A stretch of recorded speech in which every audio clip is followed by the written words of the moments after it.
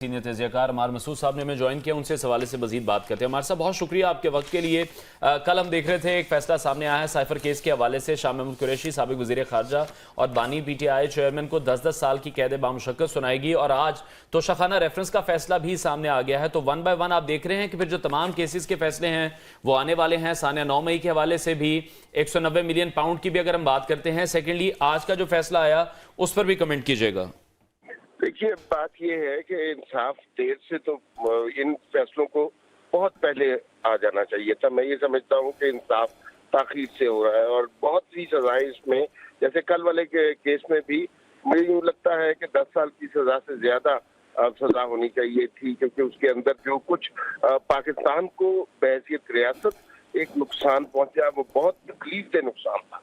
पाकिस्तान की सारी सिफारतकारी, सारी खारजा पॉलिसी, सब कुछ तबाह हो गया एक शख्स के जाती मफाद के लिए, एक शख्स की जाती सोच के लिए, एक शख्स की सियासत के लिए। आज जो फैसला आया वो भी बड़ा वाज़े है कि एक शख्स के तमा हिरस के लिए हमने क्या क्या देखा, किस कदर दुनिया में चुपकी हुई है। तोशाखाना का केस, इससे ज्यादा ओपन एंड शट केस क्या हो सकता है। वो सारे वो घड़ी के मामले आप सबके सामने है कि वो घड़ियां कहाँ से आई हैं, उनकी मालियत क्या थी, और अगर आपको वो क्लियर नहीं है, द न्यूज में स्टोरीज छपी हुई हैं, उनकी मालियत क्या थी। फिर उसके बाद एक झूठ के मुकाबले में किस कदर ज्यादा झूठ बोले गए हैं। और ये इत्तेफाक है कि ये इलेक्शन से पहले फैसले आ रहे हैं, और इसमें हमें वो जो नैरेटिव बनाया गया था, वो जो पर्सोना क्रिएट किया गया था एक शख्स का कि जो करप्शन के खिलाफ जहाद करने का निकला है और जो दूसरों को चोर और डाकू कहता है, उस शख्स की शख्सियत की परतें जब खुल रही हैं तो पता ये चल रहा है कि वो शख्स खुद सबसे बड़ा चोर और सबसे बड़ा डाकू है। हर मामले में करप्ट वही शख्स निकलता है, हर मामले में सबसे बड़ा चोर और डाकू वही शख्स निकलता है। तोशाखाना हो या वो साइफर का मामला हो, हर मामले में हमें यही नजर आता है कि उस शख्स ने रियासत को भी नुकसान पहुंचाया, सिर्फ अपनी तिजोरियां भरी हैं और अपने खजाने भरे हैं। तो ये केसेस इस तरह निकलते हैं, और अब जब रियासत और अदालत और कानून और इंसाफ जब इंसाफ पर खुला हुआ है तो ये चीजें सामने आ रही हैं और इनको आना चाहिए।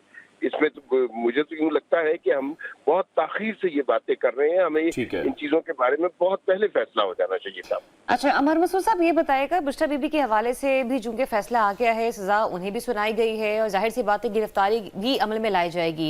इत्तलात ये थी कि वो रास्ते में थी और उन्हें भी आज अदालत में पेश होना था, लेकिन वो पहुंच ना सकी।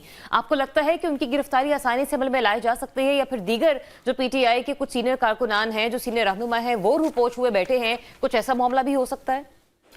देखिए, होनी तो चाहिए। अभी हमने तो इससे पहले जब देखा है कि जब दूसरी सियासी जमातों के खवातीन की गिरफ्तारियां हुई हैं, जब मरियम नवाज की आपने देखा था कि किस तरह गिरफ्तारी हुई थी, कि बाप के सामने बेटी को गिरफ्तार किया गया था, और वो सिर्फ इंतकामन गिरफ्तार हुआ था, गिरफ्तार किया गया था नैब ने, उसमें कोई उनके खिलाफ कोई चीज साबित नहीं हुई थी। अब तो अदालतों के फैसले हो रहे हैं, अब तो हर चीज प्रूव होके सामने आ रही है, हर चीज साबित होके सामने आ रही है। लेकिन अमार साहब अभी भी हम देख रहे हैं कि यही तासुर दिया जा रहा है कि ये सब भी वैसे ही रिपीट किया जा रहा है। सजाओं का पैटर्न भी वही है। इलेक्शन से कुछ दिन पहले सजाएं भी मिलती जुलती हैं। साथ ही साथ हम देख रहे हैं कि बुशरा बीबी की सजा सुना दी गई, जिस तरह से मरियम नवाज के खिलाफ फैसला सामने आया था।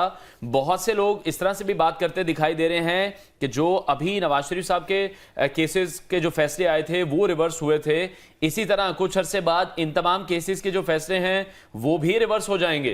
मेरा नहीं ख्याल कि इस फिलॉसफी में कोई हकीकत है। एक तरफ बेगुनाही को गुनाह बनाकर पेश किया गया था, और इसका ये मतलब कतन नहीं है कि दूसरी जानिब एक गुनाह को कुछ अरसे के बाद आप बेगुनाही बनाकर पेश कर दें।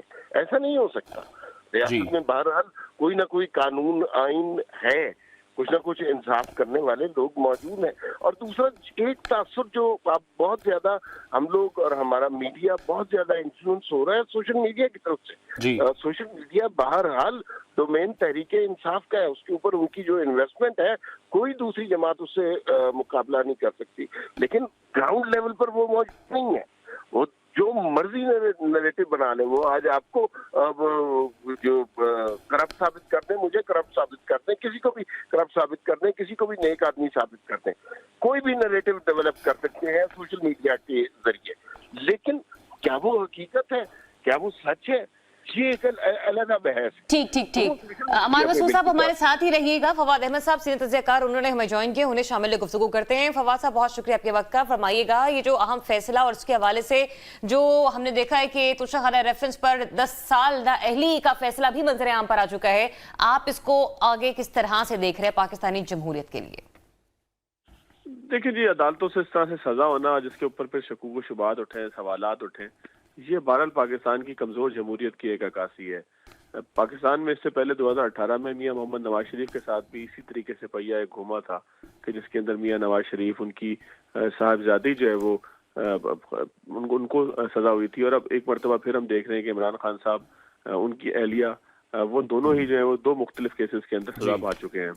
अगर इमरान खान साहब की साइफर के हवाले से बात करें तो बहरहाल अगर आप मुझसे तजिया तबसरा पूछेंगे तो साइफर को लहराना, साइफर के ऊपर सियासत करना, साइफर और अपनी सियासत को साथ लेकर चलना, वो बहरहाल इमरान खान साहब की वो गलती थी कि जिससे मुल्क को नुकसान पहुंचा। इमरान खान साहब को ये नहीं करना चाहिए था कि वो अपनी सियासत को बचाने के लिए रियासत को कुर्बान करने के ऊपर तैयार हो जाते। वो अपनी सियासत के लिए जो है वो रियासत के राज को या रियासत के मामलात को जलसों और जुलूसों के अंदर सियासी तौर पर लेकर आ जाते। देखिए बहरहाल पाकिस्तान के अंदर 2 तरह के उसके इम्पैक्ट हुए। एक तो पाकिस्तान के अंदर एक ऐसा सेंटीमेंट पैदा हुआ कि जिसमें ये महसूस हुआ कि शायद इमरान खान साहब मजलूम है, उनकी हुकूमत को अवामी ताकत के बजाय जो है वो गैर मुल्की ताकतों के जरिए हटाने की कोशिश की जा रही है। जी। साथ साथ उसका एक इम्पैक्ट ये भी हुआ कि पाकिस्तान के फॉरेन रिलेशंस जो हैं उनको नुकसान पहुंचा। उनके खिलाफ, पाकिस्तान के खिलाफ जो है वो दीगर ममालिक के अंदर एक ये ख्याल पैदा हुआ कि पाकिस्तानी तो अपनी सियासत के लिए अपनी रियासत को भी कुर्बान कर सकते हैं और इनके हवाले से कोई बात करना या इनसे कोई बात करना बहरहाल गैर महफूज है, क्योंकि वो तो जबान ज़्यादा आम होगी और उसका चर्चा होगा। खान साहब को ये उस वक्त भी समझना चाहिए था कि अपनी सियासत के लिए दीगर किसी मौजू का इंतखाब कर लेते। करप्शन के ऊपर वो तवील अरसे से जो है वो जद्दोजहद कर रहे थे, उसको एक नया नैरेटिव देते। नैरेटिव बिल्डिंग के अंदर तो वो चैंपियन थे और उनका बड़ा जो है वो मलका था इस मामले के ऊपर कि वो किस तरीके से नैरेटिव को बिल्ड करना है। तो खान साहब के पास और भी बहुत सारे ऑप्शंस थे अपनी सियासत को बचाने के लिए, लेकिन उन्होंने कुछ रियासती मामलात के हवाले से जो है वो बातचीत करने को, मजहबी टच देने को, अमरीकी टच देने को जो है वो प्रीफर तो किया। फवाद साहब मुझे ये बताइएगा कि जिस तरह से आपने कहा ना कि प्रोपेगेंडा क्रिएट करने में इनकी सोशल मीडिया टीम जो थी वो बड़ी आगे आगे हमें नजर आती थी, आपको लगता है कि कल भी हमने देखा कि साइफर केस के मामले पर लोग अपनी मंतक सामने निकालते हुए हमें नजर आ रहे हैं, तो आज के इस फैसले को भी सोशल मीडिया ब्रिगेड जो है वो एक अलग ही रंग देने की कोशिश करेगी और वो तासुर भी अदालती फैसलों पर असरअंदाज होगा? जी, बदकिस्मती एक पाकिस्तान की बहरहाल ये मौजूद है कि हमारे यहाँ आइन, कानून, जितने भी मामलात हैं, सियासत, रियासत, कोई भी जो है वो बाय बुक नहीं होती। हम उसके अंदर जो है वो अपना एक ऐसा मामला पैदा कर देते हैं कि हर चीज के ऊपर कोई ना कोई साजिशी थ्योरी सामने आ जाती है या कोई शक के बादल आ जाते हैं।